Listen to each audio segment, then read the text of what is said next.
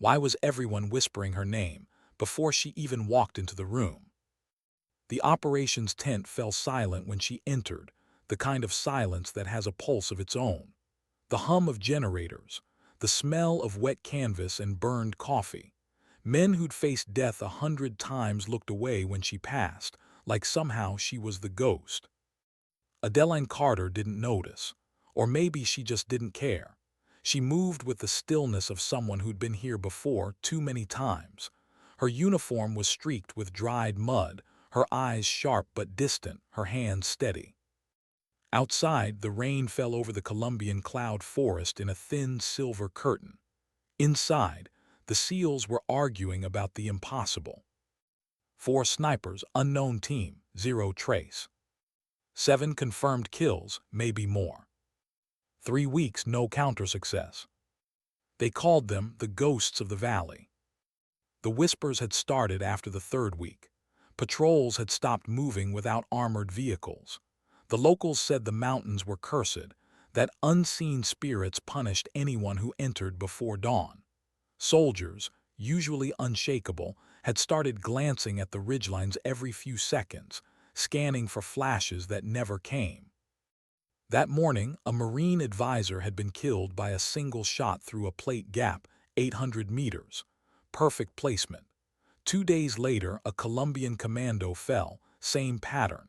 Every shot came from somewhere different, always from the shadows of the western slopes. The enemy snipers were patient, intelligent, always ahead. And everyone said the same thing.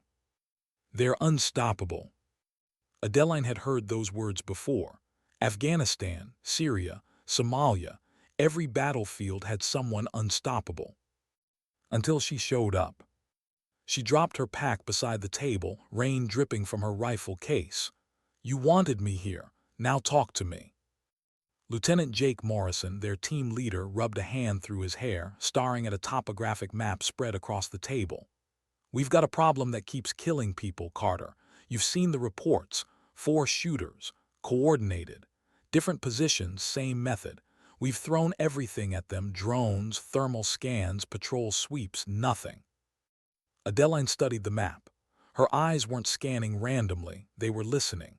Each contour line, each ridge, was a language she understood. "Where?" Morrison pointed to 3 red circles drawn over the valley. Western ridges, 3 different ranges, all between 500 and 900 meters from the kills. Adeline leaned closer. The smell of ink and damp paper filled the air. Western slopes, morning kills, always early. "Yeah, around 05 to 0900. Why?" She drew her finger along the contour lines. "Because the sun rises behind the targets, east light, west shadow. They're using contrast to their advantage. Targets are lit, shooters are dark. Old tactic, perfectly applied." Chief Torres, her spotter, nodded slowly. "You think they're using 3 ridges as fixed zones?" "No," she said softly. 4. One of them's floating between positions, a mobile shooter, probably their leader.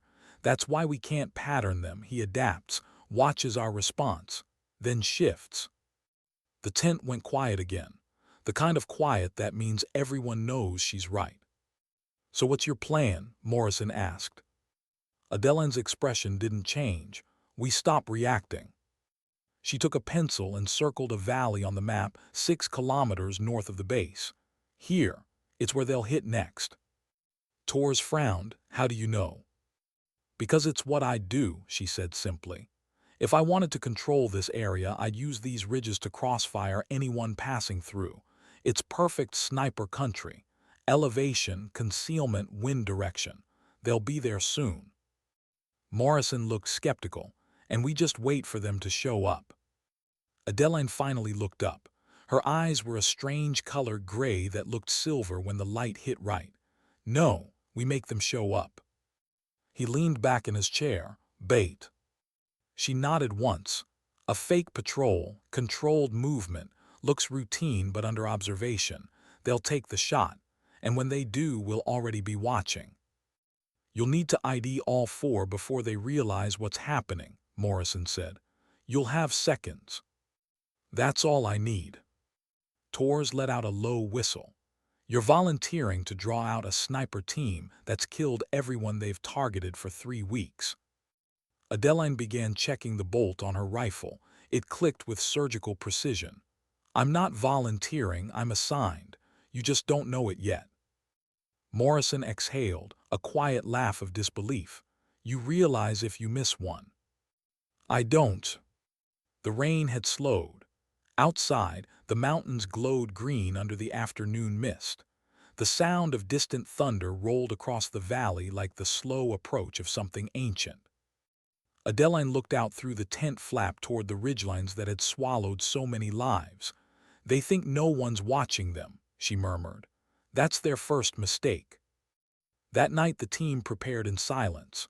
No speeches, no bravado, just the mechanical rhythm of readiness, checking optics, zeroing rifles, syncing watches, memorizing terrain.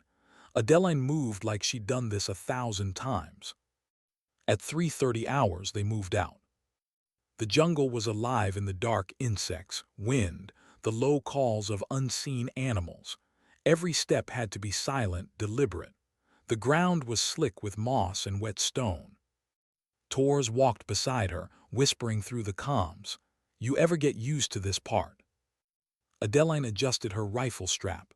No, you just learn to breathe quieter. They reached their position an hour before dawn, a cluster of boulders overlooking the valley. From here, she could see everything. The low fog that rolled like smoke, the thin line of the patrol route below, the distant shapes of ridges where death waited unseen. She set her bipod into the earth, adjusting the rifle's height. Each movement was measured, practiced ritual. Check wind. Left to right 8 miles per hour, Torres whispered, scanning with his laser rangefinder. West Ridge 1,100 meters, Northeast Ridge 1280. Adeline's scope clicked twice as she adjusted elevation. Perfect. At 6:15, the fake patrol entered the valley, 6 men, Colombian volunteers, moving like real soldiers but careful not to cluster. To anyone watching from a distance, it looked routine, predictable, tempting. For 10 long minutes, nothing happened, just the soft hiss of wind and the distant chatter of birds. Then, Torres froze. Thermal signature, West Ridge, that rock formation, not a rock. Adeline's heart slowed, not sped up, slowed, time stretched thin. Through her scope the shadow became a shape, human, still, waiting. I see him. Second contact, Northeast Ridge, 1,280 meters. Her eyes flicked to the next angle, found another faint movement between trees. That's 2. The patrol below kept moving, unaware, exposed, perfect bait. Then a flash. A single crack echoed through the valley. Contact, Torres hissed. One of the patrolmen fell, armor hit, knocked backward, alive but shaken. The muzzle flash had betrayed the sniper's position for less than a second, but that was all she needed. Wind 8, distance 1150, send it. Adeline exhaled, finger tightening on the trigger. The rifle bucked, thunder rolling up her shoulder. Through the scope, she saw the figure slump sideways, lifeless. Hit confirmed. Second sniper firing, Torres called out. She swung the scope, caught the shimmer of dust, the glint of metal. Stone Terrace, 1150, adjusting. Her second shot came faster. Another body dropped, motionless. 2 down, Torres breathed. Northeast Ridge relocating. Adeline adjusted her aim again, eyes narrowing.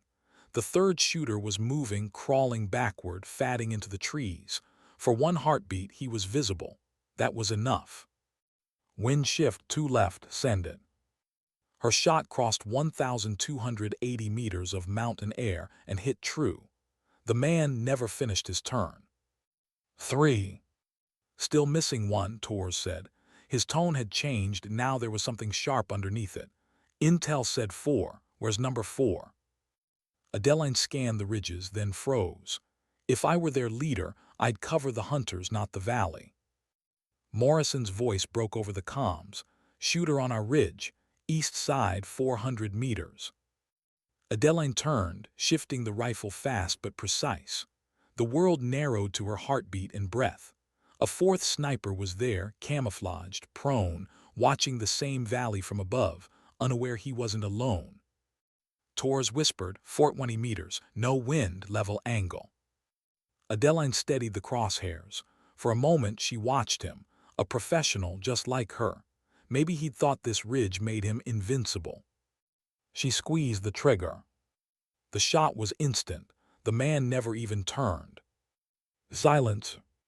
4 down, Torres said quietly. Adeline exhaled and lowered her rifle. Her heartbeat returned to normal, slow, steady like rain. Below, the valley was still. No more flashes, no more ghosts. Confirm all threats neutralized, Morrison's voice said through the static. Confirmed, Adeline answered. She leaned back, staring across the cloud forest. Mist drifted between ridges like smoke after battle. The patrol below began moving again, unharmed, unaware of how close death had come. 12 minutes, that's all it had taken. Torres looked over at her. 12 minutes, 4 kills, you make it look easy. She didn't smile. It's never easy, you just stop letting it show.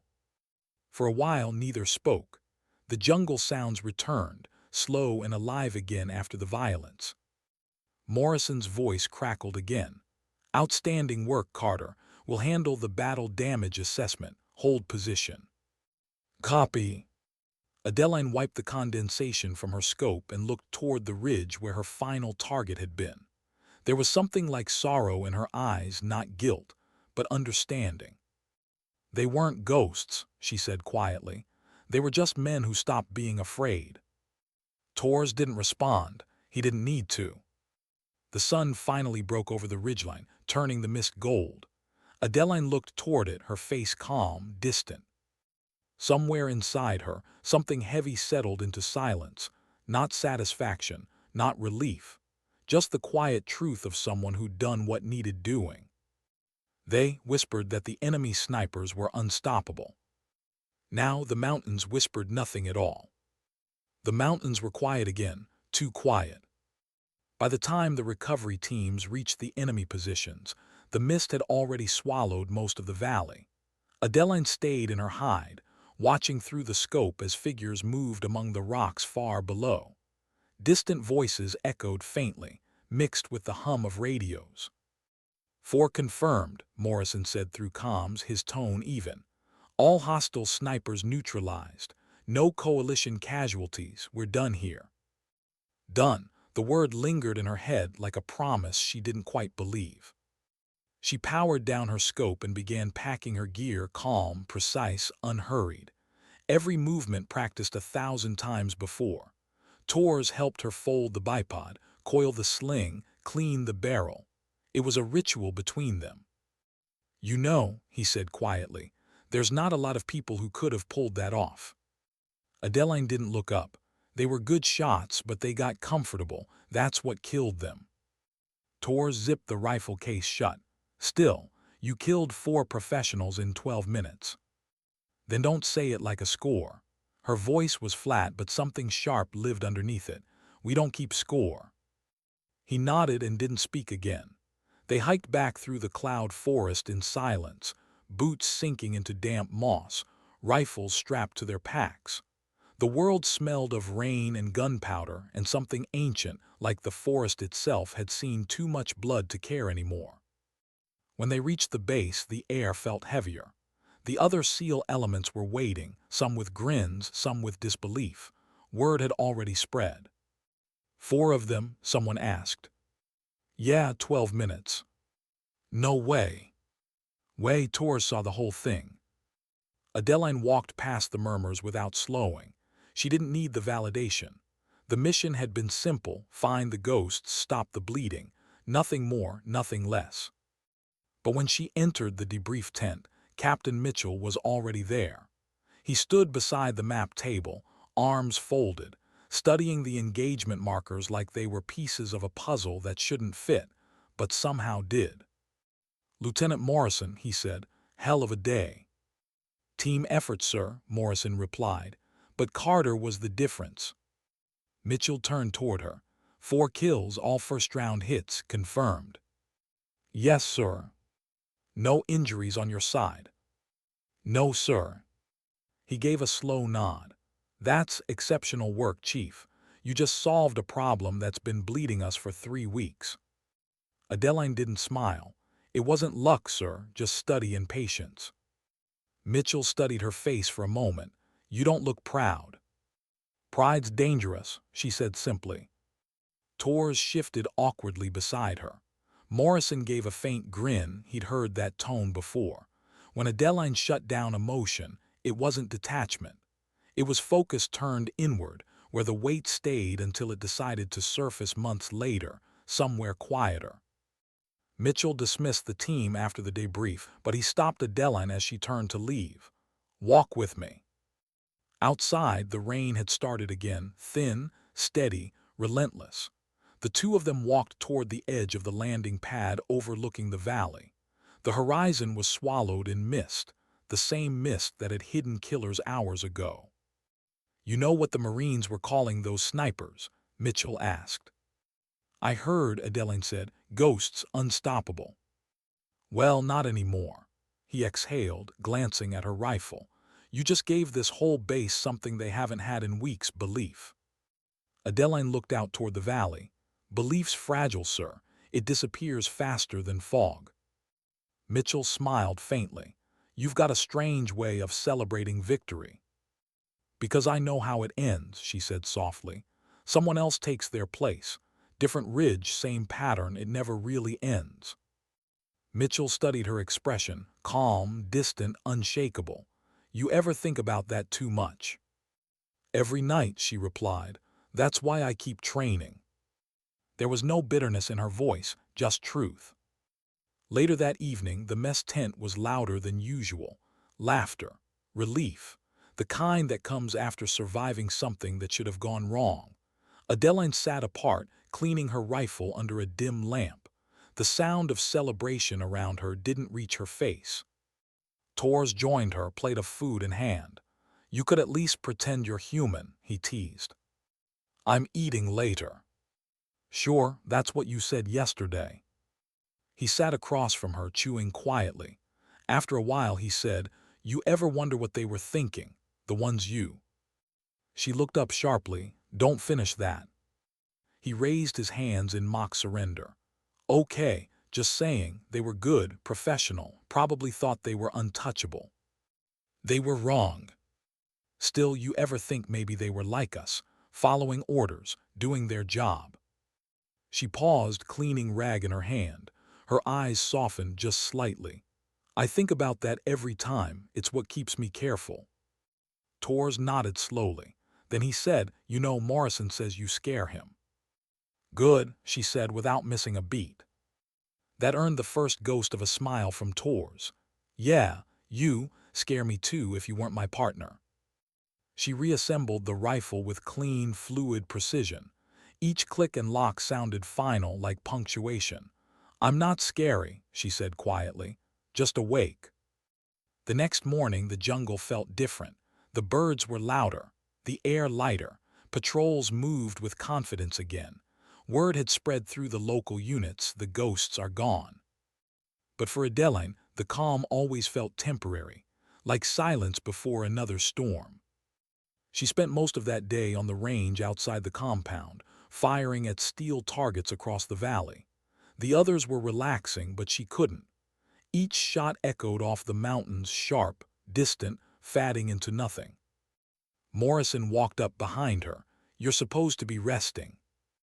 I am, she said, firing again. The ping of impact came a full second later. He crossed his arms. You're something else, Carter. Not something, she corrected. Just someone who doesn't like getting rusty. He watched her reload, the motions flawless. You know, the brass is already talking. They'll probably write this up. Might even make it a case study for sniper training.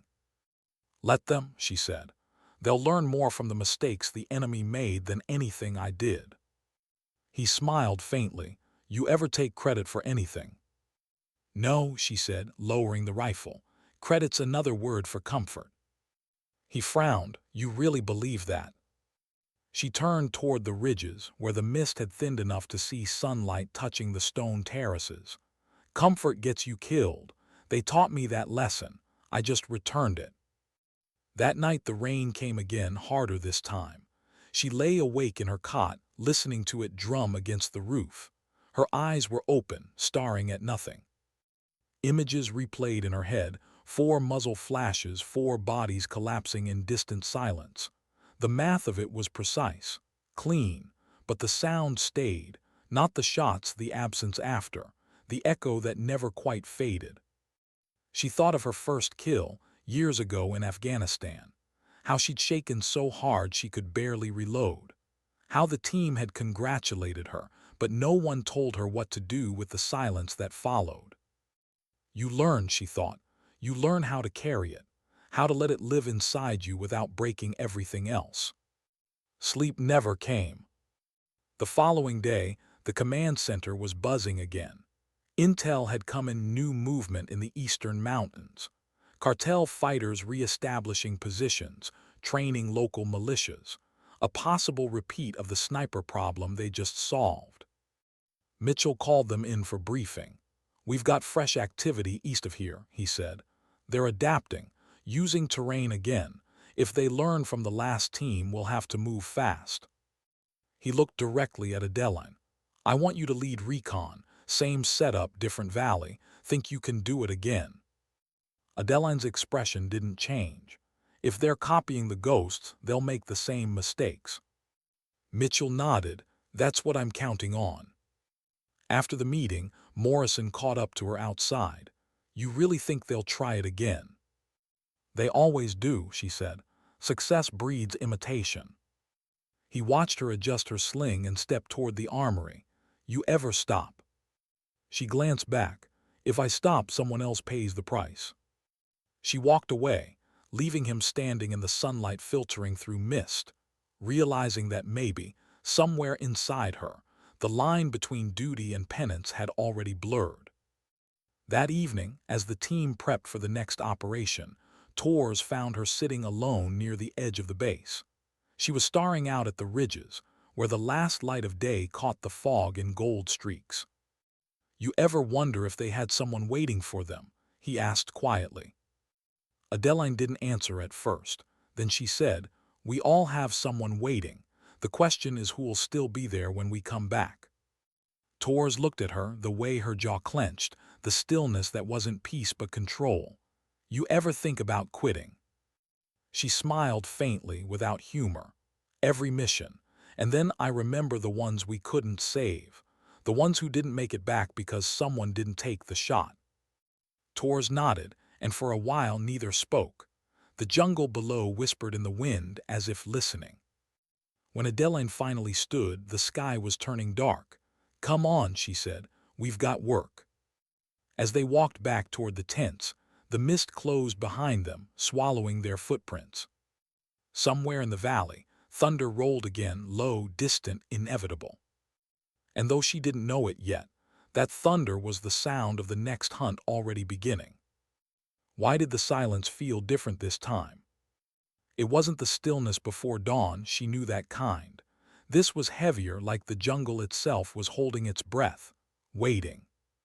Adeline Carter crouched at the edge of a steep slope, her rifle resting across her knees, her face smeared with mud and charcoal. The eastern mountains were wilder than the last valley, thicker vegetation, narrower ridges, deeper fog.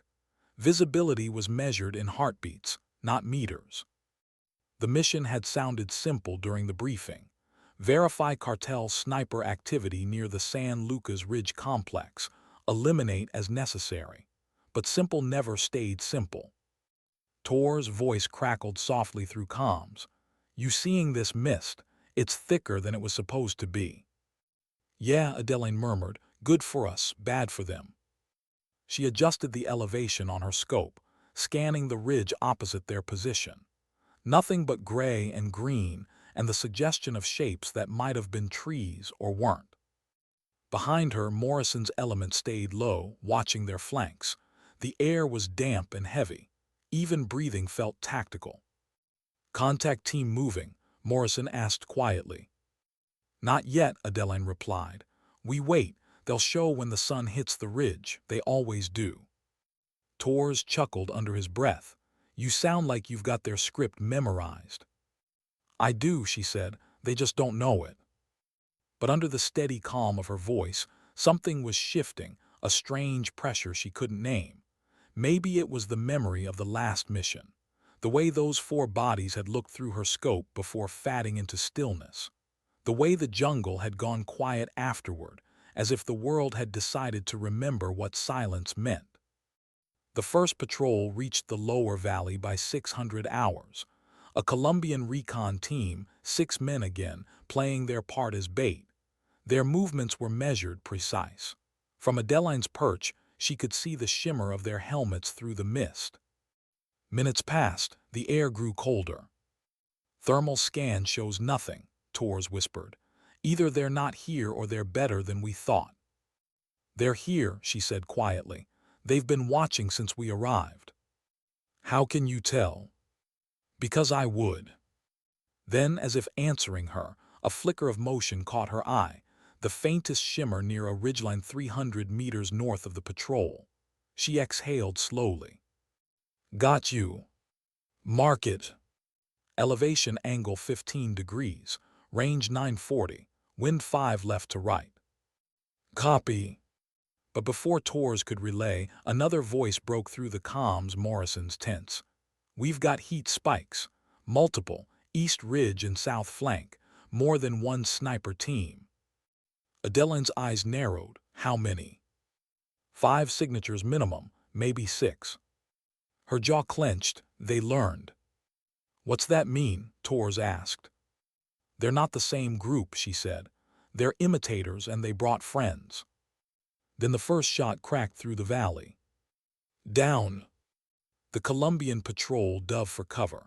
A round hit a tree trunk inches from one man's head, splintering wood like shrapnel.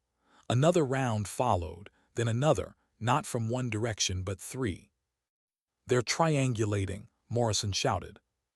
Adeline pressed her cheek to the rifle stock, scanning rapidly. South ridge, shooter in brush, I've got visual. She fired. The sound rolled across the valley, swallowed by the mist. The target jerked, disappeared. Hit confirmed, Torres said. Another shot whistled past them, hitting the rock inches above her scope. Chips of stone cut her cheek. Second shooter, east ridge, elevation same level. I see him. She adjusted, fired again. Another clean strike. The valley echoed and then silence. But it wasn't over. Carter, Morrison called. Third position close, they're flanking. Adeline turned and froze. Less than 200 meters away, movement, not distant, not abstract, a figure. He wasn't aiming at her. He was moving low, rifle in hand, eyes scanning, searching for her team's position. How the hell did they get that close? Torres whispered. They were already here, she said.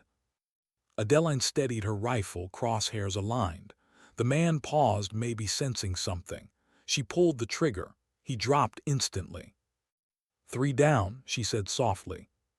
But inside, something felt wrong. This wasn't precision warfare anymore. This was chaos waiting to happen. Morrison's voice came again, louder now. We're taking counterfire from the valley floor. Carter, we need coverage. She turned her scope downward. Through the haze, flashes of muzzle fire blinked between trees. These weren't snipers, they were riflemen, guarding the high grounds. They're protecting their shooters, she muttered. We need to move before they box us in. Torres adjusted his position. You want me to call for extract? Negative, Adeline said. We're not leaving until I find the last 2. Addie.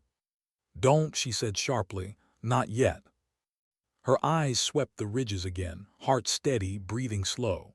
She caught it then, a faint glint, not far from the first target's position. The sun had found something metallic through the fog. There you are. She fired, a dull thud followed. The glint disappeared. 4 down, Torres confirmed. But I've still got one unknown on thermal high ground far side of the ridge. He's not engaging. Why not? Don't know, maybe waiting. Adeline hesitated, scanning the gray ridgeline. Then she saw it, a shape too still to be part of the rock, a head barely visible above cover. But this one was different. He wasn't aiming at the patrol, he was aiming at her. "Tors," she whispered, "he knows where we are." "Range 850. Can you take him?" She exhaled, "I can try." Her finger tightened on the trigger, then stopped. Something flickered through her scope. The man moved slightly, just enough for her to see the patch on his shoulder, faint, blurred but recognizable. A symbol she hadn't seen in years. Her pulse skipped. It wasn't cartel insignia, it was military. She froze, the sight burning into her mind. That emblem, she'd seen it before, on a base outside Marja, Afghanistan. The last time she'd lost someone. Tors saw her hesitation. "Carter, what's wrong?" She didn't answer. The man adjusted his rifle.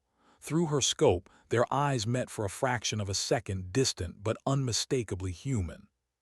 Then he fired. The shot missed by inches, punching through the leaves beside her head.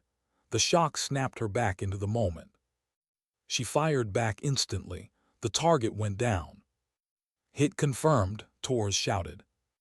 Adeline didn't respond. She just stared through the scope, watching the figure collapse and slide down the slope until he disappeared into the mist. When the valley finally went quiet again, Morrison's voice came through the comms. "All positions clear. We're secure. Jesus, that was close." Tors looked at her. "You good?" She lowered the rifle slowly. Her hands were steady, but her eyes weren't. "Yeah," she said, "fine." But she was. Back at base after the extraction, the debrief was short and efficient. 5 confirmed kills. Operation successful. No casualties. Everyone else seemed relieved. But Adeline couldn't shake what she'd seen. That insignia, that impossible emblem. It haunted her.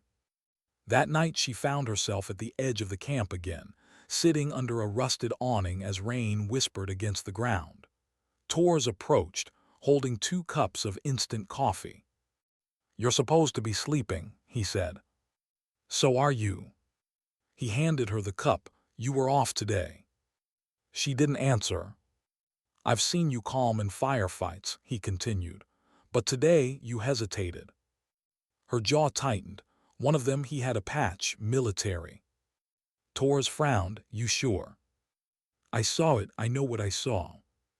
"You think they were what? Mercenaries?" She shook her head slowly. "No, that patch, it was U.S. issue, old unit, disbanded years ago." Tors went quiet. Rain filled the silence between them. "You think someone went rogue?" he asked finally. Adeline stared into the darkness beyond the fence line. "I don't know, but whoever he was, he knew how to move, how to shoot, and he knew exactly where we were." Tors leaned back against the post. "So what now?" "We find out," she said softly. He watched her for a long moment. "You think command will tell you?" "No," she said, "which is why I won't ask." Her tone was calm, but her eyes carried something heavier, not anger, not fear, but recognition. She'd seen something that didn't fit the story, something command would prefer stayed buried. When she finally stood to leave, Tors said quietly, "Addie, you ever wonder what happens when we find something we're not supposed to?" She looked over her shoulder. "Every day." She walked away into the rain, her silhouette fading into the mist that always seemed to follow her. Behind her, thunder rolled again, distant, warning, inevitable. And in the darkness beyond the ridges, someone else was already watching. Why did the dead man have an American patch? The question wouldn't leave her alone. It followed her into sleep, into the shooting range, into every silence between operations. It echoed in the click of her rifle bolt, in the hum of the generator, in the rain that never seemed to stop falling. For 3 nights after the Eastern Mountain engagement, Adeline lay awake, replaying the moment she'd looked through the scope, the flash of insignia on his sleeve, that split second of recognition. It hadn't been imagination. She'd seen it clear: faded black thread, worn edges, a ghost of a symbol she thought she'd buried years ago. Task Force Sentinel. That name hadn't been spoken aloud in almost a decade. Not officially. It had been a joint counterinsurgency unit formed during the height of the Afghan surge, small, surgical, and deniable. The kind of unit that existed until it didn't. And one of its snipers, a man named Derek Shaw, had been her mentor. She hadn't heard his name since he disappeared on deployment 7 years ago. No record of death, no record of reassignment, just gone. So why had she just shot someone wearing his patch? Addie. Tor's voice pulled her back to the present. They were sitting at a steel table outside the armory, cleaning gear. The afternoon rain had stopped, leaving the air heavy and humid. "You've been staring at that rifle for 10 minutes, he said. She blinked. "Have I?" He frowned. "You're somewhere else lately, I can tell." She finished reassembling the bolt. "You ever find out something you weren't supposed to?" He gave a short laugh. "Every day, it's my second job." She looked at him, serious now. "If you did, would you want to know more?" Tors leaned back in his chair. "Depends what it costs." Adeline's gaze drifted to the horizon, where the mountains blurred into mist. Sometimes not knowing costs more. He studied her face, recognizing the weight behind her calm. "This is about that sniper, isn't it?" She didn't answer, didn't need to. Tors set down the cleaning rag. "Look, whatever you think you saw." "I know what I saw." The silence that followed said everything. That evening, the command tent buzzed with low conversation. Captain Mitchell had returned from the regional headquarters with new orders. Another mission. "Cartel communications intercepted near the Venezuelan border," he briefed. "Encrypted chatter mentions American hardware, long-range assets, and trained marksmen operating independently. Could be copycat cells, could be something else. Command wants confirmation." Morrison frowned. "Are we supporting or leading?" "Leading," Mitchell said. "They're calling it Operation Veil." Adeline's eyes flicked to the map. The area marked was familiar, too familiar. It overlapped with the region where Task Force Sentinel had once operated. She spoke before she could stop herself. "What's the mission objective, sir?" "Intel verification. Identify the source of those snipers, gather evidence, and neutralize if necessary." Tors met her eyes across the table. The unspoken question passed between them. When the meeting ended, Adeline stayed behind.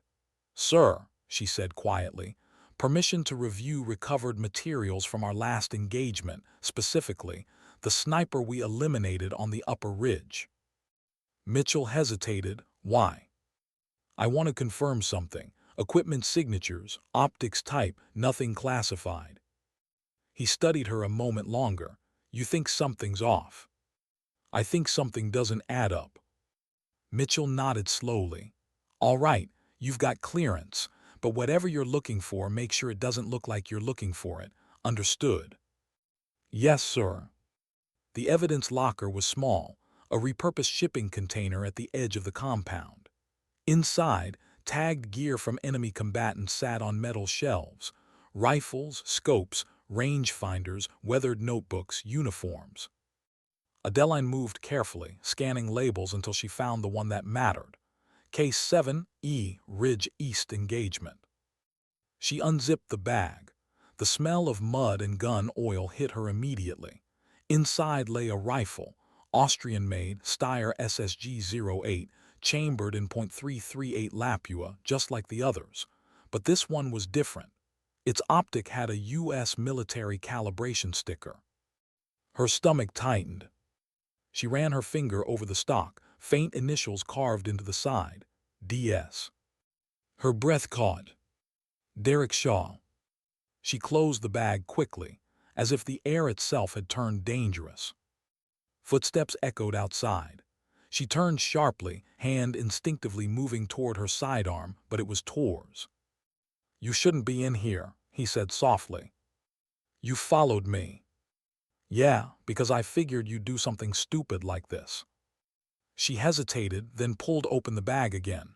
"Look." Tor's leaned closer, eyes widening when he saw the initials. "Holy." "Yeah. Could be coincidence."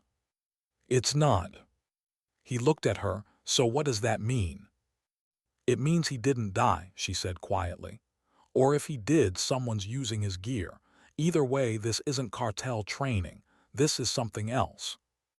Tor's exhaled slowly. "You planning to tell command?"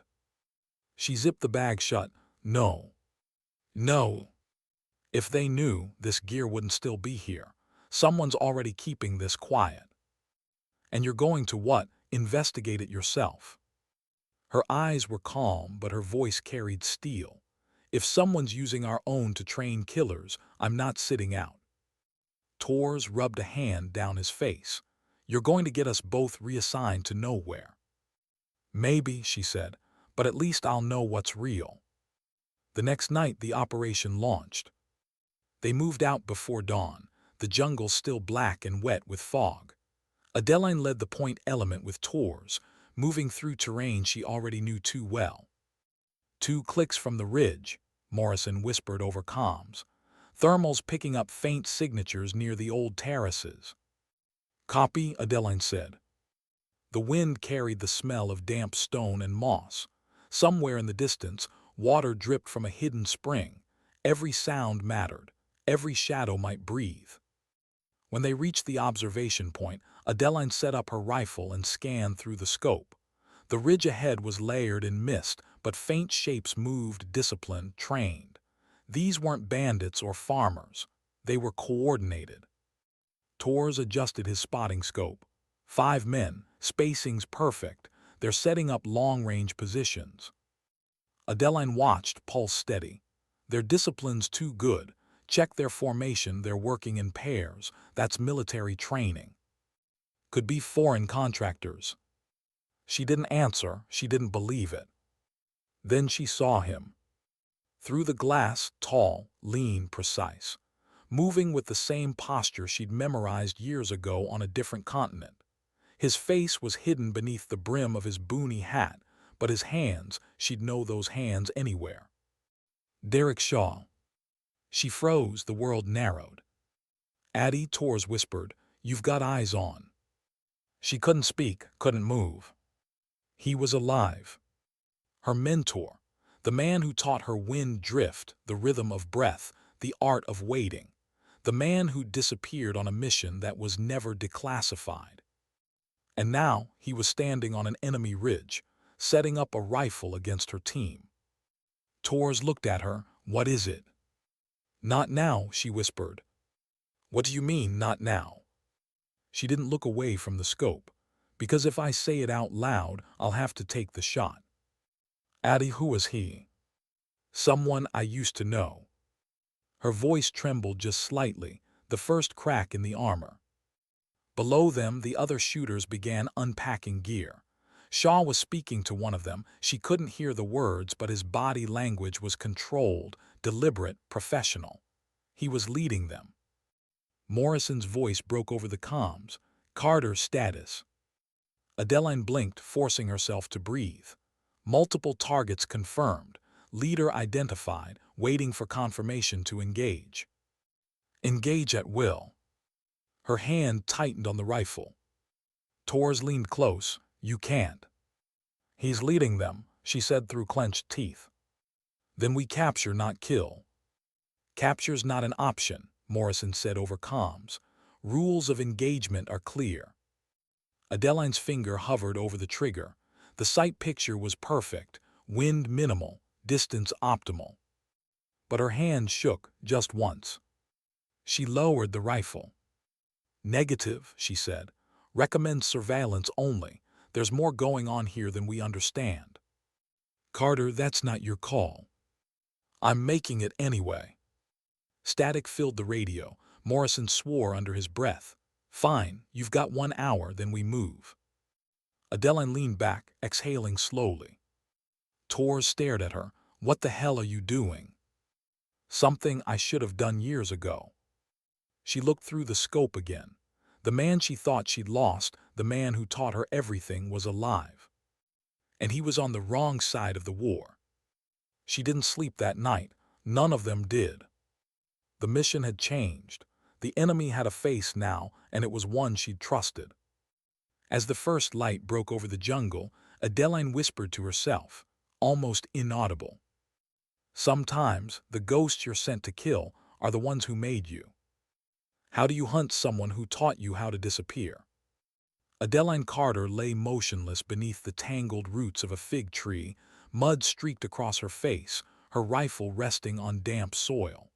The sun hadn't risen yet, but the air already carried the heat of what was coming. Her pulse was steady, but her mind was. Through her scope she could see movement across the ridge, 4 figures, moving with military precision. Their spacing was perfect, their awareness constant. One of them, the tall one, paused, scanning the horizon before adjusting his optics. Derek Shaw. She hadn't said his name aloud in years. Tors was beside her, his face half hidden behind his spotting scope. He whispered, "You sure that's him?" "Positive." "You could have told Morrison." "And say what?" she murmured. "That the man we buried on paper 7 years ago is running rogue sniper ops in South America. He'd call it hallucination." Tors sighed. "You realize what this means?" "I do. That you're in way too deep." She gave a faint, humorless smile. "Welcome to my career." They'd been shadowing Shaw's team for 16 hours, moving parallel through jungle terrain, always one ridge behind. It wasn't official. They'd gone dark after the initial mission window expired. Morrison thought they were pulling Overwatch. In reality, they were running an unauthorized shadow operation.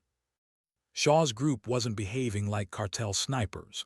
They weren't ambushing, weren't taking territory. They were mapping. Every few hours they'd stop, measure distances, log coordinates, and send encrypted bursts through satellite uplinks. Whoever they were working for wasn't local. Tors whispered, "That's not guerrilla behavior, that's recon."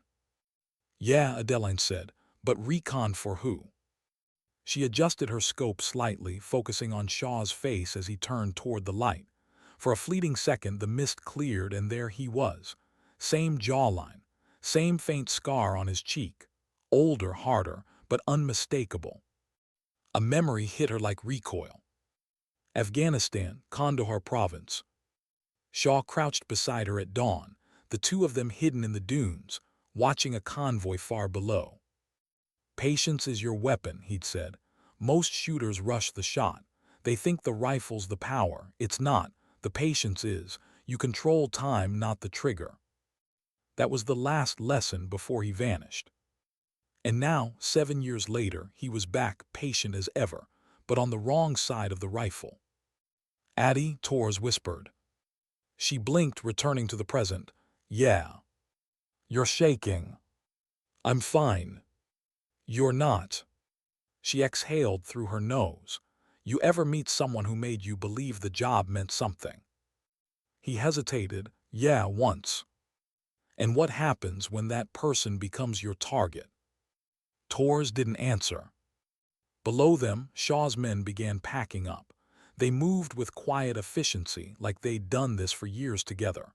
Shaw gestured toward the valley, a silent signal. They started heading down the slope. "Where he taking them?" Tors asked.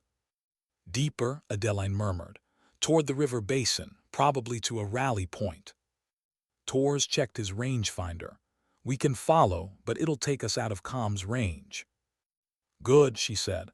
"That's exactly where we need to be." By midday the heat was brutal. The forest buzzed with life, insects, birds, the faint hum of water below. Adeline and Tors moved silently through undergrowth, matching Shaw's pace without being seen. Tors finally broke the silence. "You trained under him, didn't you?" "Yeah." "What was he like?" She thought for a moment. "Efficient, calm, The kind of man who made chaos feel like routine. He taught me that distance is mercy. Meaning, the farther you shoot, the less you have to feel it. Tors nodded slowly, and now I think distance is just a lie. They reached a vantage point overlooking a clearing. Below, Shaw's unit was setting up camp. Two men laid out range cards. One calibrated a weather station. Shaw stood apart, speaking quietly into a headset too disciplined for cartel frequencies. Adeline adjusted her scope to read his lips. She couldn't make out every word, but fragments came through. Intel confirmed, shipment 3 days, coordinates transmitted, maintain blackout. She pulled back, heart pounding. They're not just rogue, they're coordinating something. Something big? Tors asked. She nodded, big enough to need American-grade logistics. Tors frowned. You think they're private contractors? Maybe, she said, but the gear's wrong, too clean, too standardized. This isn't merc work, it's off-book military. Meaning what? She looked at him, meaning they're not ghosts, they're shadows. At dusk, Shaw moved alone toward a ridge overlooking the river. Adeline followed at a distance, careful, silent. She found him standing by an old stone terrace, the jungle stretching endlessly below. He didn't move when she aimed her scope at him, just stared out at the horizon. She watched for a long time, finger resting lightly on the trigger guard. The shot was perfect, simple, clean. But the question pressed heavier than the rifle itself. Was she ending a threat or silencing the truth? Her comms hissed softly. Tor's voice. Addie, you've got to make a call. We can't keep shadowing forever. I know. What's it going to be? She hesitated. Neither. What? I'm not killing him, not yet. Addie, this isn't your decision. It's exactly my decision, she whispered. If I'm wrong, we confirm and exfil. If I'm right, this goes deeper than anyone wants to admit. Tors sighed. You're going to get us court-martialed. Maybe, but I'll sleep better knowing I aimed at the right side. That night the jungle swallowed the world in black. Rain began again, soft at first, then relentless. Adeline and Tors set up a small observation post beneath a fallen tree. The darkness was alive with noise, frogs, cicadas, the constant drip of water. But beneath it all there was something else, the quiet pulse of transmission signals. Tors monitored the radio intercept scanner. Encrypted channel, low frequency burst every 10 minutes. They're transmitting short data packets, coordinates maybe. Adeline nodded slowly. They're feeding someone. Who? Before she could answer, a voice crackled faintly through the static, not Tors, not Morrison's. Male, calm, familiar. Shadow Team Alpha, package ready for transit. Confirm extraction vector at 400 local. Priority clearance. Adeline's eyes widened. That voice. It was Shaw. It was someone higher. Someone she hadn't heard since her days in Bagram. Captain Elias Rourke, she whispered. Tors blinked. Who the hell that? My old co from Sentinel, the one who said Shaw died. The static cut, silence returned. Adeline stared into the rain. They're not deserters, they're active. Tors frowned. Active doing what? Running black ops, she said quietly. Off the books, unacknowledged, using enemy fronts as cover. He cursed under his breath. That's insane. Is it? She said. If they're gathering intel for some classified purpose, command would deny everything. And if we stumble into it, we become the problem. He looked at her. So what do we do now? She lowered her rifle. We wait for proof. Hours passed. The forest shifted from black to gray as dawn crept over the ridge. Shaw's men began to move again, packing equipment, prepping for exfil. Then movement near the tree line caught Adeline's eye. A group of locals, young men, armed, nervous, emerging from the jungle. They were meeting Shaw's unit. She whispered, they're transferring something. Through the scope she saw a crate, heavy, metal, marked with faded NATO stenciling. Shaw gestured toward it, speaking briefly before the locals loaded it onto a truck. Torres muttered, "That's not narcotics, that's military hardware." "Yeah," she said, "and we just became witnesses." The truck's engine roared to life. Shaw glanced up toward the ridge for half a second, toward her ridge. For a terrifying moment, Adeline thought he saw her. His gaze paused, almost knowingly, as if sensing eyes through glass. Then he turned away and disappeared into the mist. Her heart pounded. Torres whispered, "We've got to go now." "Yeah," she said softly, "we've seen enough." They packed up fast, retreating along a concealed trail. But even as they moved, Adeline couldn't shake the feeling that they weren't alone. Halfway down the ridge, she froze. The hairs on her neck rose. Torres saw her expression. "What?" She lifted her rifle, scanning the tree line behind them. Nothing, just fog. Then faintly she saw it, a glint of glass, a scope aimed at them. "Down!" The shot cracked, splintering bark inches from her head. They dove behind a rock as another shot echoed. "Contact rear, they found us," Torres yelled. Adeline rolled, peeking through the gap. "It's one shooter close." "How close?" "Too close." She adjusted her scope, found the shimmer again, the reflection of a lens behind a fallen log. The angle was perfect for a counter-sniper. Her voice went cold. "He's covering their retreat." "Can you take him?" She didn't answer. She didn't have to. The rifle barked once, sharp and final. The glint vanished. Then nothing but rain.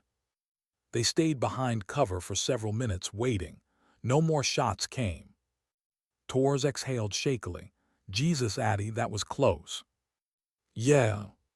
He looked at her, face tense. "They knew we were here." She nodded. "They always did." He frowned. "You think Shaw let us live?" She didn't answer right away. "He could have killed us hours ago." "Then why didn't he?" Adeline looked back toward the ridge, where Shaw's men had disappeared into fog. "Because he wanted me to see." Torres' brow furrowed. "See what?"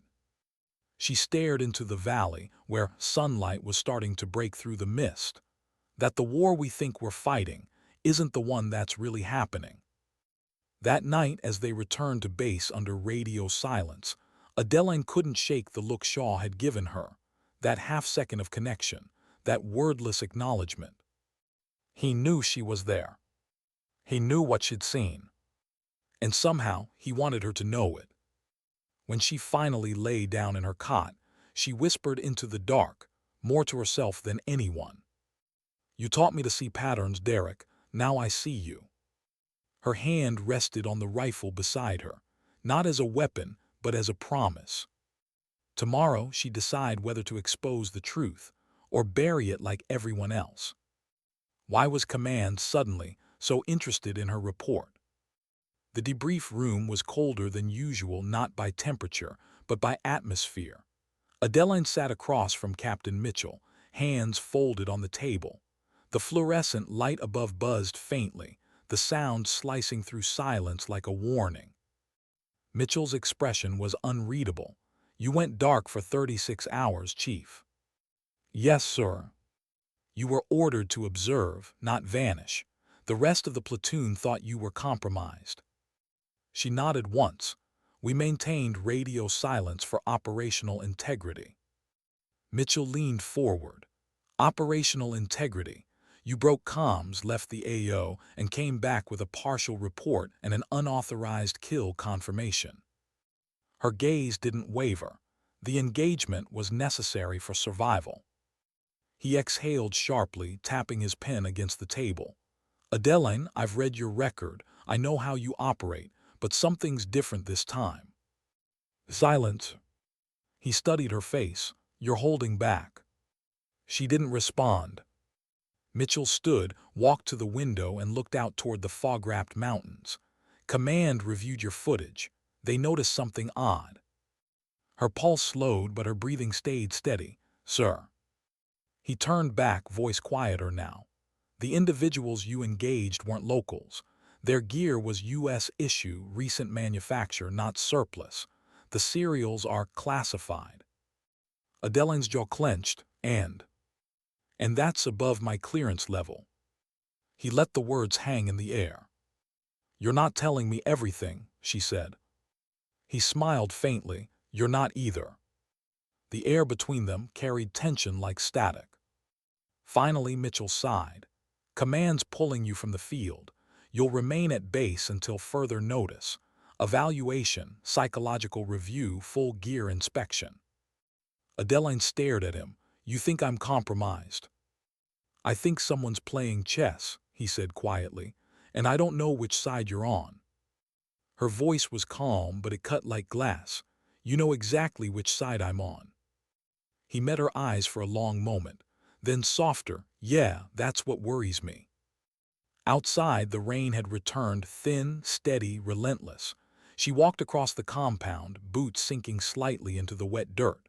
Soldiers glanced up as she passed, then looked away. Rumors moved faster than truth out here. By the time she reached the armory, Torres was waiting. His expression said he'd already heard. They're grounding you, he said. Temporarily. He crossed his arms. That's what they say before they disappear people. She gave a faint smirk. You're paranoid. I learned from the best. She stopped, turned to him. Listen to me carefully. If command asks about what we saw, you don't mention Shaw, not a word. He frowned. Addie, they'll find out eventually. They can't find out from us. Why? Because whoever's protecting him has reach. If they wanted to clean this up, we wouldn't be having this conversation. Tor's face tightened. You think they'll come after you? I think they already have. She glanced toward the comms tower, where two unfamiliar men in plain uniforms stood talking quietly. Contractors, not SEALs, not Colombians. Their presence was too casual to be casual. Torres followed her gaze. New faces. Not for long. That night the power went out across half the compound. Not unusual in bad weather, but the timing was perfect. Adeline was in the storage area reviewing her field notes by flashlight. The door creaked open. Torres slipped inside, whispering, You've got company. How many? 2 civvies, not from our side. Contractors. Yeah, they're asking about you. She closed her notebook slowly. Time to leave. Leave, Addie, we're on a secure base. Exactly, which means if they're here, it's not secure anymore. They moved through the maintenance corridor, lights flickering. Outside, thunder rolled in the distance, covering their footsteps. When they reached the back gate, Adeline paused. The guards were gone, no one on post. Torres whispered, That's not good. Understatement of the year. They slipped into the tree line, moving through the jungle toward the southern ridgeline.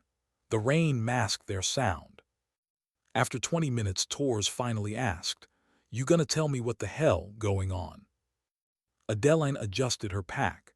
They don't want witnesses. We saw something classified. Shaw's operation isn't rogue, it's sanctioned by someone above Mitchell.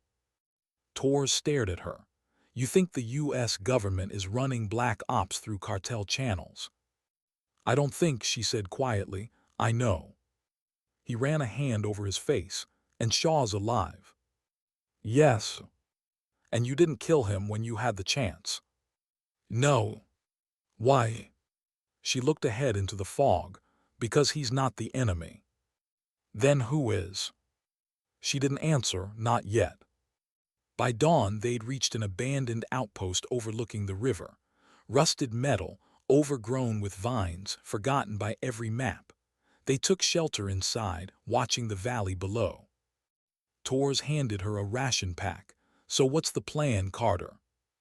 She unfolded a small sat phone from her kit, one not issued by command. We send proof, quietly. He frowned. To who? Someone who still believes in accountability. She powered the device. It blinked once, then twice, searching for signal. Addie, Torres said, This is career suicide. Maybe, but I'd rather lose a career than my conscience. He exhaled, "You're serious." "I watched 4 men die in Colombia because they were following orders. I need to know who gave those orders." The sat phone connected. A low beep confirmed transmission mode. She opened the file from her helmet cam, encrypted video, time-stamped, showing Shaw's unit interacting with the armed locals, the NATO-marked crate and the uplink. She attached coordinates, brief context, and sent it to a single address, Ops Integrity at JSOC-Sec. A channel she'd learned about years ago during an ethics training no one believed was real. "Message sent," the device confirmed. Torres shook his head. "You just lit a flare in a hurricane." "Maybe," she said softly, "but at least someone will see the light." They stayed hidden for 2 days. No contact from command. No patrols searching for them. Only the rain, the jungle, and the slow decay of certainty. On the 3rd night, the quiet broke. A drone, small, silent, passed overhead, its red light blinking once before vanishing into cloud. Torres cursed under his breath. "They found us." Adeline grabbed her pack. "Move." They slipped through the underbrush, heading deeper into the forest. The sound of rotor blades followed, faint at first, then closer. "Extraction team," Torres hissed, "or hunters." Adeline stopped suddenly, listening. The rhythm of the rotors wasn't military standard, it was smaller, private. "Contractors," she said, "same ones from the base." They dove behind a ridge as a spotlight swept through the trees. Voices echoed, English, disciplined, efficient. "Search pattern Delta. Targets confirmed hostile. Capture if possible." Torres looked at her, eyes wide. "Hostile, that's us." Adeline chambered around. "Not if we vanish first." They moved fast, low, silent. The jungle swallowed their tracks, but the spotlight kept sweeping. Finally, they reached the river, swollen from rain, fast-moving, cold. Torres hesitated. "You're not serious." "Swim or get caught." They plunged into the current. The cold hit like electricity.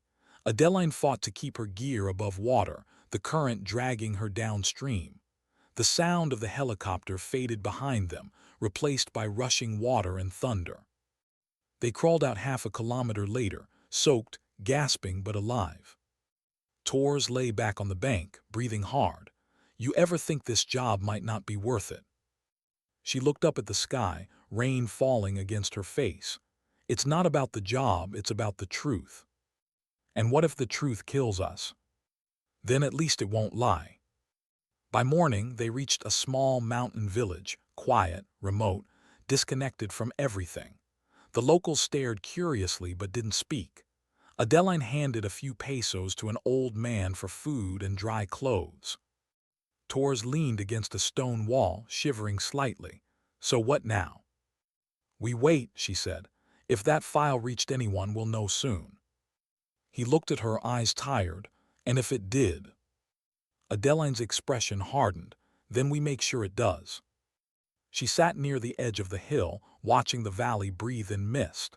Somewhere beyond those ridges, Shaw's team was still moving, still running their mission, still feeding data into a network she couldn't see. And somewhere above them, someone was deciding which truths were worth hiding. She whispered to herself, "You taught me to hunt, Derek. You forgot to teach me what happens when the target is the truth." Torres joined her, silent for a moment. Then quietly, "What if he's not the villain here?" Adeline nodded slowly. "Then maybe neither am I." The wind carried their words into the mountains, lost, like all confessions whispered to the fog. But beneath her calm, a new resolve took root. If command wouldn't tell the truth, she'd find it herself, even if it meant going dark forever. When you go dark long enough, you stop knowing who's hunting who. 3 days in the mountains turned time into something elastic. The jungle ate sound, the mist erased direction. Adeline Carter moved like a shadow through the undergrowth, her rifle wrapped in burlap, her uniform torn and mud-stained. Torres followed close, quieter now, exhaustion written in the slump of his shoulders. They hadn't heard from command since the night they swam the river. No search teams, no rescue calls, just silence. The kind that meant either you were forgotten or erased on purpose. Tors finally broke it. You think they got the file? Adeline didn't answer right away. She was scanning the ridge ahead through her scope, searching for anything that didn't belong. Maybe, she said at last, maybe someone buried it before it reached daylight. He gave a dry laugh. So we risked our lives for maybe. She looked at him, rain streaking down her face. Welcome to the truth business.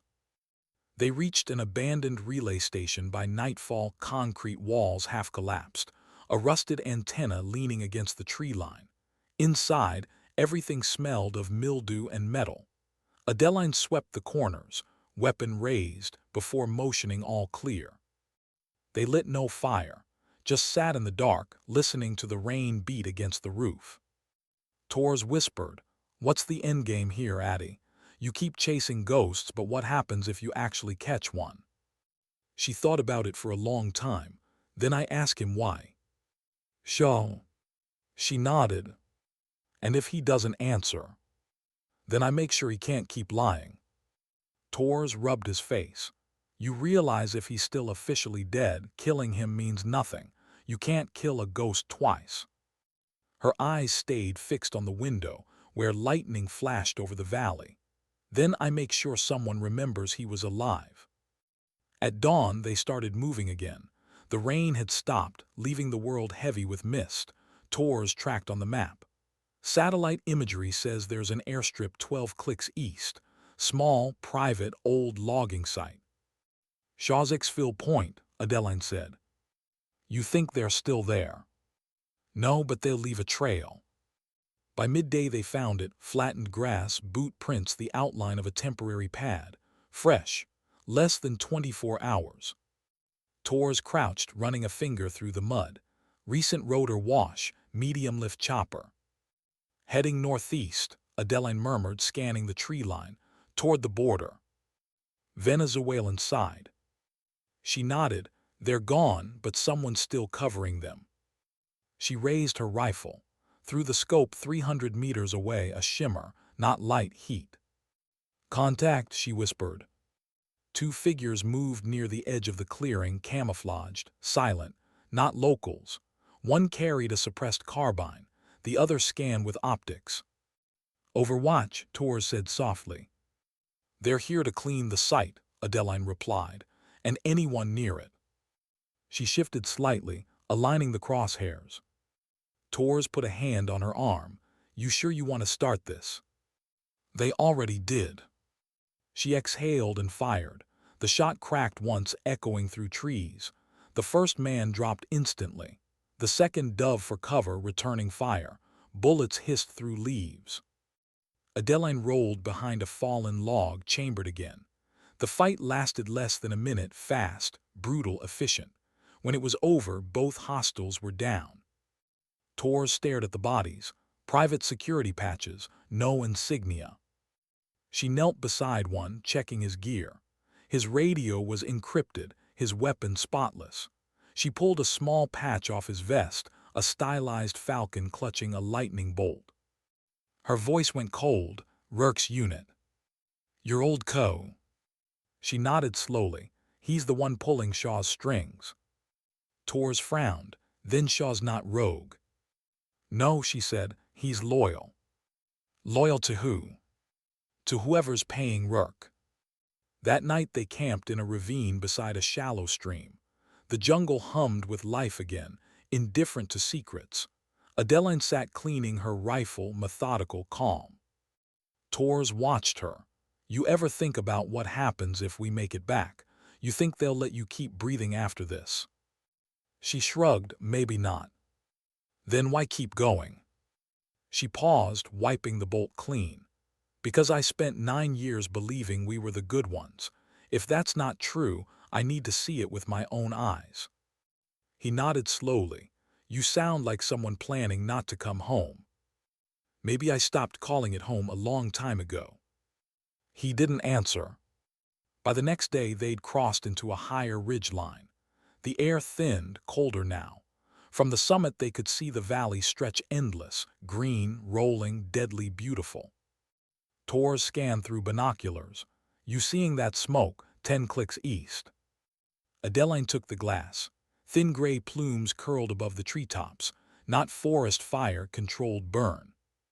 Signal, she said, extraction beacon. They moved fast, descending the ridge through slippery mud and roots. Every step felt heavier. By late afternoon they reached the edge of a clearing. A small camp sat below, 5 tents, 1 satellite antenna, 1 generator, and in the center a man standing by a table, radio pressed to his ear. Shaw. Adeline froze, watching him through the brush. His face was weathered, beard streaked with gray, but the calm precision was the same. He ended the call, turned slightly as if sensing her. Tors whispered, "You want me to flank?" She shook her head. "No, I go alone." He grabbed her wrist. "You're insane." She looked at him steady.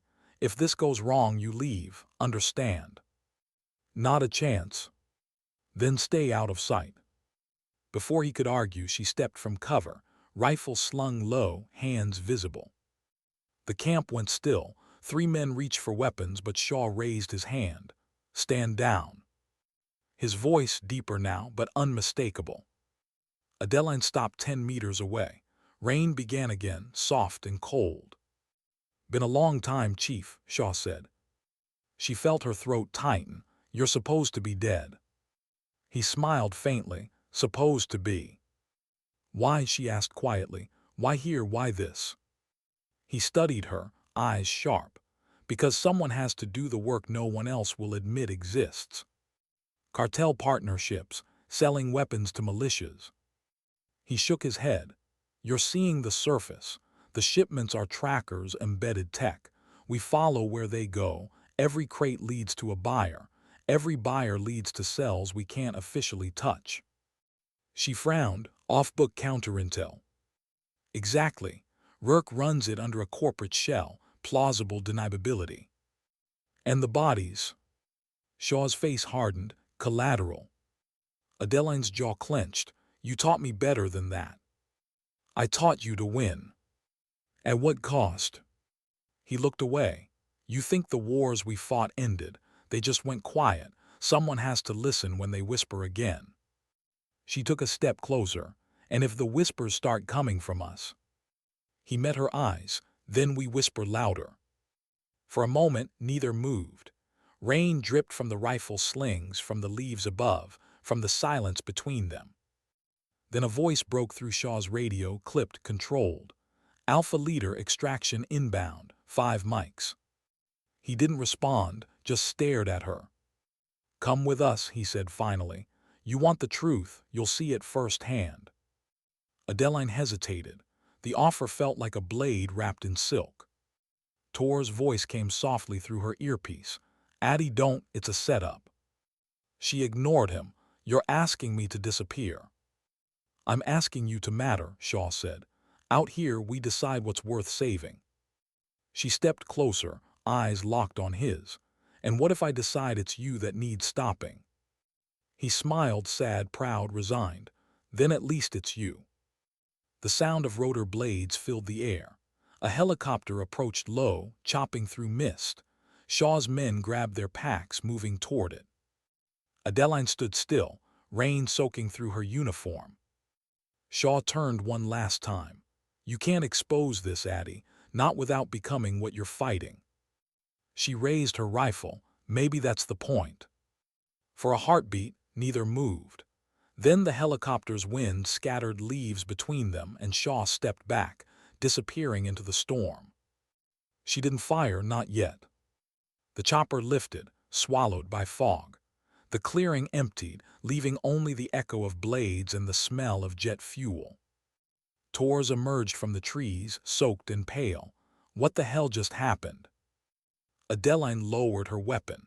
"He's not running from us. He's running an operation bigger than command." Tors looked toward the sky where the helicopter vanished. "So, what now?" She wiped rain from her face, voice low but certain. "Now we find Rourke." That night they huddled in a cave overlooking the valley. Lightning flashed in the distance, turning the jungle silver for seconds at a time. Tors finally spoke. If Shaw telling the truth, he's not the villain.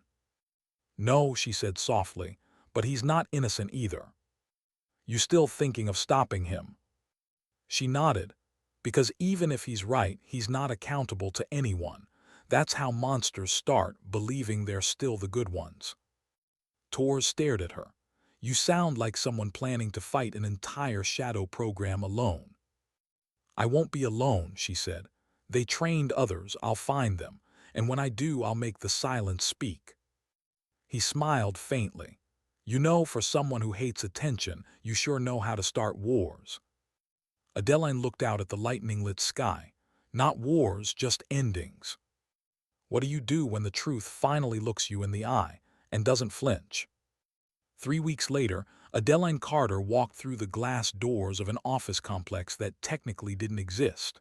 No insignia, no flag, just polished floors and silence that smelled like authority. The building sat miles outside Arlington, registered as Federal Logistics Solutions, the kind of name designed to make people stop asking questions. She wore civilian clothes, hair tied back, a simple duffel slung over her shoulder. Every step echoed. At the reception desk, a man in a gray suit glanced up. Identification. She slid a laminated badge across the counter.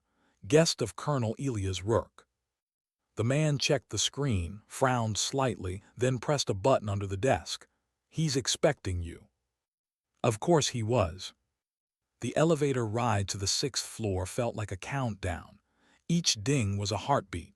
When the doors opened, the air was colder, drier, too perfect to be real. Rourke's office sat at the end of the hall, door half open, a low hum of computers and fluorescent light. She stepped in. He hadn't changed much, older maybe, but the same posture, same clean precision. He looked up from a folder, smiled faintly. Carter, I was wondering when you'd come knocking. She closed the door behind her. You didn't make it hard to find. I didn't try. He gestured to the chair across from him. Sit. She didn't. Still defiant, he said, amused. You always had trouble with the chain of command. You always hid behind it. He leaned back unbothered. You've caused quite a mess. Unauthorized movements, black comms, leaked footage. You realize you crossed about 15 lines. She dropped the duffel onto his desk. It landed with a dull thud. And yet I'm still standing. He unzipped it. Inside were files, drives, encrypted logs, everything she'd gathered since that night in the jungle. Rourke raised an eyebrow. Impressive. I thought you'd just come here to threaten me. I came for answers. You already know them. Not from your mouth. He closed the folder in front of him, folded his hands. Fine. What do you want to know? She stared at him. Shaw, the operation, the weapons, the locals, all of it. Rourke nodded slowly. We were running a counterproliferation op. The crates you saw, trace tech, embedded beacons. We follow them to arms networks. Then we eliminate the buyers. At the cost of civilians. At the cost of stability, he corrected. You think peace comes clean. It doesn't. Her jaw tightened. And when people like Shaw start believing they're untouchable, they're effective. They're ghosts. He smiled thinly. That's the point. The world needs ghosts. Adeline took a step forward. No, the world needs accountability. Rourke tilted his head. And who holds a ghost accountable, Carter? You. The woman who spent her career killing for a cause she never questioned. She froze. He leaned forward. Don't play innocent. You of all people should understand morality is a privilege for those who never had to make decisions that save nations. You don't save nations by erasing people, she said. He smiled, small, tired. You'd be surprised how many flags we've kept standing by erasing the right ones. The room went still. Then quietly Adeline said, I sent the footage. The truth's already out. Rourke didn't flinch. No, it's not. He turned a monitor toward her. Lines of data scrolled across the screen, intercepted transmissions, deleted logs. Your little message never reached JSOC. It was rerouted and buried within 20 minutes. Her pulse slowed. You intercepted it. He nodded. It's what we do. Silence pressed between them. Finally she asked, why keep me alive? Because you're useful, he said. And because Shaw still believes in you, that makes you leverage. Leverage for what? For when the next mission starts. She stared at him. You think I'll work for you? I think you already do, he said. You just haven't accepted it. He stood, moving closer, his voice lowering. You can't unlearn what we taught you. You can't go back to being ordinary. So you have two options, join us or disappear for real. Adeline's hand hovered near her jacket, near the holstered pistol she'd brought in without anyone noticing. Rourke saw the movement. He smiled slightly. If you were going to shoot me, you'd have done it already. Maybe I wanted you to hear me first. He studied her. And what do you want me to hear? She stepped closer, eyes cold and clear. That you built something you can't control. You turned soldiers into shadows and forgot that even shadows can bleed. She drew the pistol and placed it flat on the desk between them. I'm not here to kill you, Colonel. I'm here to remind you that ghosts don't stay loyal forever. Rourke looked at the weapon, then back at her. For the first time, his confidence flickered just slightly. He nodded once. You think you can bring me down? You're one woman with no chain, no allies, no proof. Maybe, she said softly, but I have time and patience. You taught me that. She turned and walked toward the door. Carter, he called. She stopped. He smiled again, almost fatherly. Be careful what you try to expose. You start digging and you'll find out there's no bottom. She looked back over her shoulder. That's fine. I'm not afraid of falling anymore. And she left. Outside, the city hummed, cars, sirens, the low roar of airplanes slicing through gray sky. Adeline stood on the sidewalk, letting the noise fill her head. It was easier than silence. She pulled her phone from her pocket. One new message. No sender, just coordinates, a remote location on the eastern coast. And a name. Shaw. Her breath caught for a moment, then she smiled faintly. Tor's voice echoed in her mind. You can't kill a ghost twice. Maybe not, but you could follow one home. She started walking. 2 days later, the sea stretched before her, endless gray and gold, waves colliding against the remains of a decommissioned lighthouse. The wind howled, sharp and salt-bitten. Shaw stood near the edge, back turned to her, watching the horizon. He didn't reach for a weapon, didn't move at all. I figured you'd find me, he said, voice barely carrying above the wind. You left me breadcrumbs. He turned, smiling faintly. Old habit. She stopped a few paces away. Rourke's done, he just doesn't know it yet. Shaw nodded slowly. Good. But that's not why you called me. He exhaled, long and tired. No, it's not. She waited. He looked out at the water. You ever wonder what happens when the job becomes the only place you exist? When it stops being duty and starts being identity? She didn't answer. He continued. I kept telling myself we were saving something, but after a while I realized maybe I just didn't know how to stop. Then stop, she said quietly. He smiled. That's the thing, Addie. People like us don't stop. We fade, but we never disappear. She felt something tighten in her chest. You could still walk away. I already did, he said, pulling a small data chip from his pocket and handing it to her. Everything, every op, every order Rourke ever gave, it's all on there. She stared at it. Why me? Because you still believe truth can fix things. And you do. He shook his head. Truth's just another weapon. It's what people do with it that matters. She took the chip slowly. What are you going to do? He looked out at the horizon again. Disappear properly this time. Show. He smiled, faint, tired. You were always my best shot, Addie. Don't waste it on revenge. Then he walked toward the edge of the pier, and without another word, stepped off into the storm. She ran forward, but by the time she reached the edge, there was nothing. Only waves, only the sound of wind swallowing everything. For a long moment, she stood there, frozen. Then she looked down at the chip in her hand. The final piece. The proof. The truth. Weeks later, a single envelope arrived at the Washington Chronicle. No name, no return address, just a flash drive inside labeled, "For those still willing to listen."